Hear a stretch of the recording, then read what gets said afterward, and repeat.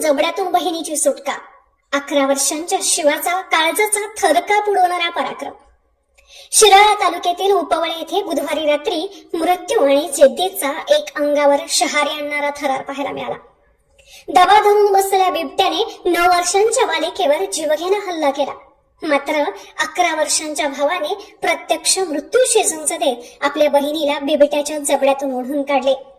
शिवम संग्राम पाटील याच्या या अचाट धैर्यामुळे त्याची बहीण स्वरांजलीचे प्राण वाचले असून या बालकाच्या धाडसाचे संपूर्ण जिल्ह्यात कौतुक होत आहे. उपवळ येथील हनुमान मंदिराजवळ संग्राम पाटील यांचे कुटुंब वास्तव्यास आहे. बुधवारी रात्री 8:30च्या सुमारास जेवण आटोपल्यानंतर शिवम आणि स्वरांजली हे दोघे बहीण भाऊ हातात हात घालून एका घरातून दुसऱ्या घराकडे जात होते. यावेळी दोन्ही घरांच्या मधल्या बोळीत दबा धरून बसलेल्या बिबट्याने अचानक स्वरांजलीवर झडप घातली. बिबट्याने स्वरांजलीची मान पकडून तिला फरफटत नेण्याचा प्रयत्न केला.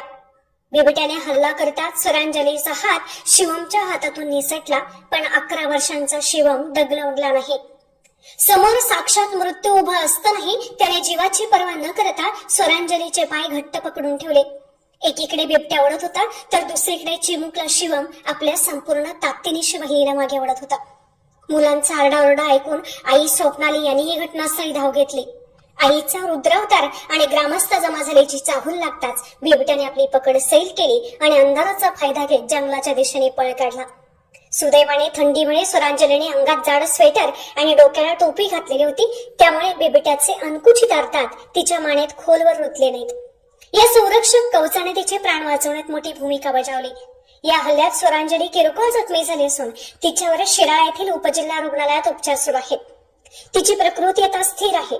वन विभागाने या घटनेची गांभीर्याने दखल घेऊन परिसरात पिंजरा लावावा अशी मागणी ग्रामस्थांकडून केली जात आहे.